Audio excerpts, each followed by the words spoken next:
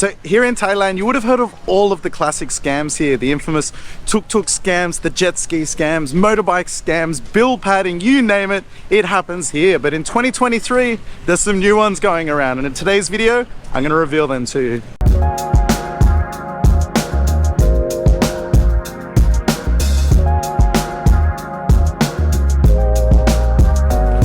So number 5, and right off the bat, this is a juicy one, and that's the Tinder scam that's going on here. So how this works is you'll come here, jump on Tinder, think you'll check out the local talent, you'll match with someone really attractive and get chatting with them.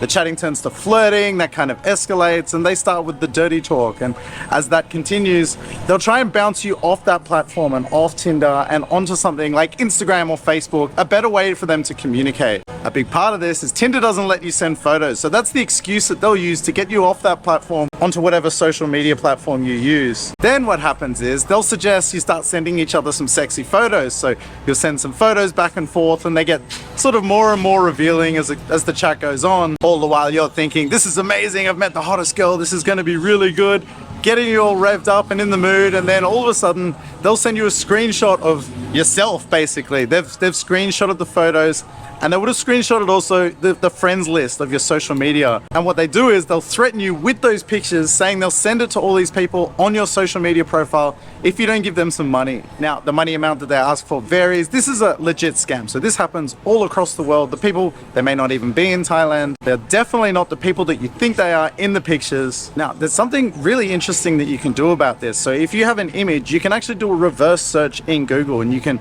enter the image into Google Images and see if it's been used on any other websites. A lot of these scams that run operations like this, they'll use the same profiles and the same photos many different times, and a lot of the times they're not a real person, they're some celebrity or someone really famous or really attractive. So you'll be able to find their photos across the internet, and that's an instant red flag. So this is an easily avoidable one. Suss out their social media profiles, do a reverse search if you're at all concerned, but basically just don't take photos of yourself naked and send it to people. You can meet them and do the real thing.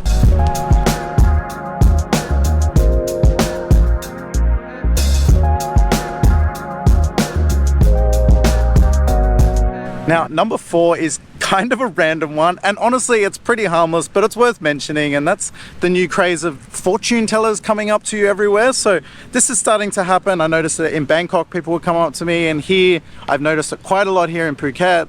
But people will come up to you and do some random cold read, hope to get it right, and then tell you they want to read your fortune, or they can predict your future, or whatever it may be. So a lot of the people doing this aren't actually Thai, and from what I can assume, they're completely unqualified. You know, they'll come up with some random cold read and walk up to you. Know, the things that people have walked up to me and said are actually quite ridiculous. And because I live here, it's really easy to rule them out straight away. So people will come up and say, oh, you're having the best holiday. It's like, nope. But that's such a generic thing. Of course people are having a good holiday if they're here. Or the one I seem to hear in Patong is like, oh, you've met someone special this trip and you don't know yet, but they're the one, or something like that. And it's like, of course guys are going to be meeting girls here and vice versa. So it's so easy for you to be able to relate to that and think that they're telling the truth, when actually it's just a total scam. Now, like I said, this one is pretty harmless, but I do think, you know, it's a money grab, and these people will prey on people's good nature. So while this is a new one and a super random one, it's still one to look out for.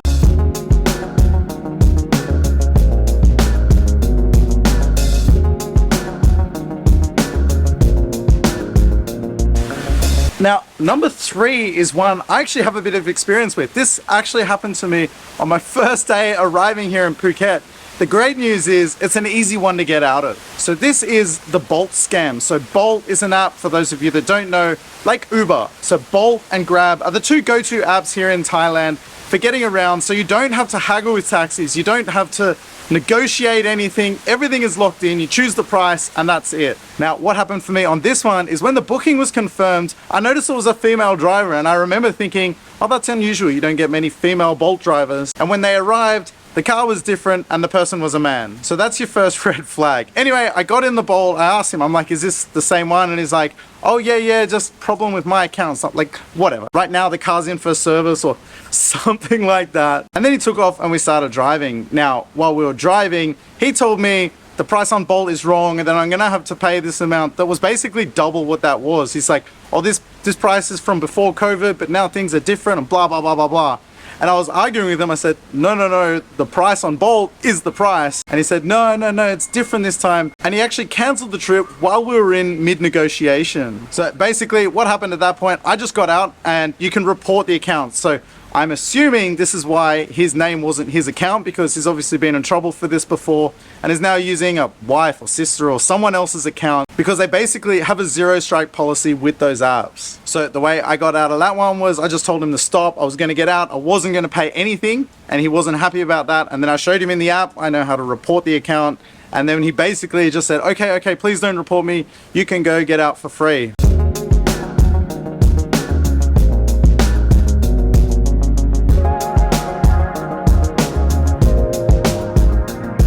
So number 2, and this is a really interesting one that's just starting here in Thailand, and that's the SMS scam. Groups of suspects arrested in Cambodia for operating phone scams targeting unsuspecting Thai people will be tried in Thailand following an extradition arrangement by Cambodian authorities. So how this works is you get sent messages to your phone number. Everyone gets them. You know, I've had a permanent number here for coming on 2 years now, and I receive a ton of text messages. Actually, in the 2 weeks I've been back here, I've received 145 text messages. I don't know if you can see that.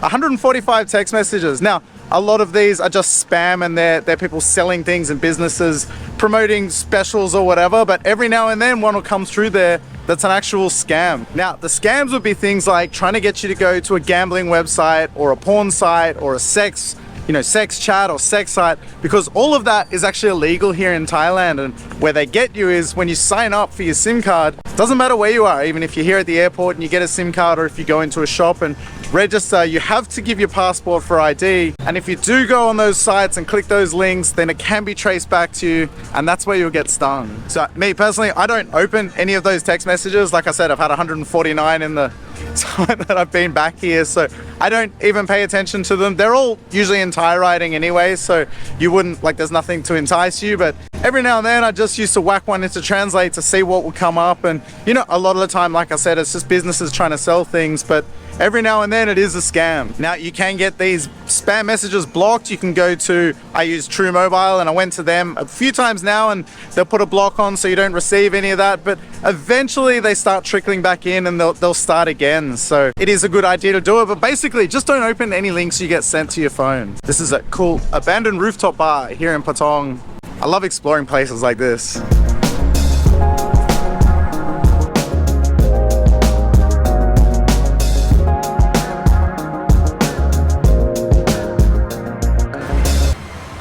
Okay, so number 1, and cheers by the way. So number 1 is one that you would think is really obvious, but with all the recent law changes and everything going on here in Thailand, it can get a little confusing, and a number of people have been getting really caught off guard and be getting themselves in serious trouble. Just recently, Thailand became the first country in Asia to legalize marijuana, and you can buy weed absolutely everywhere here. There's more weed shops than 7-Elevens along here in Patong, actually in Bangkok and everywhere.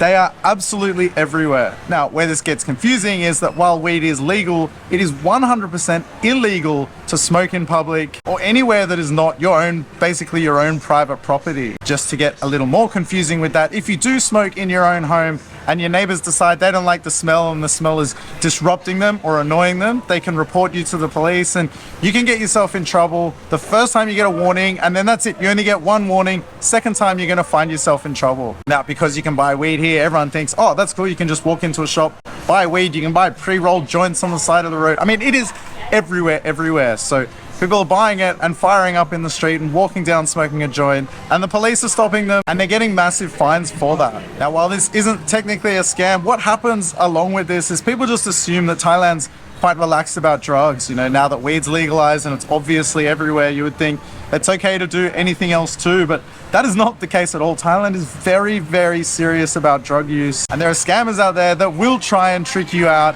and get you in trouble. So this has been going on forever. This is not a new thing, but there'll be people in the streets everywhere, offering you drugs. Do you want to buy coke? Do you want to buy whatever you want? You'll be able to buy it here. What actually happens is a lot of the time these people are working with police, and there's no entrapment laws here. And if you're buying drugs from a drug dealer basically, and police catch you in possession of the drugs, you're you're screwed. You're in a whole lot of trouble. Yeah, most likely going to prison for that. So under no circumstances, never, ever, ever buy or take drugs here. And if you want to just have some weed, just do it very responsibly. Be careful because a lot of hotels don't allow you to do it in the hotels. And whatever you do, don't walk down the street smoking.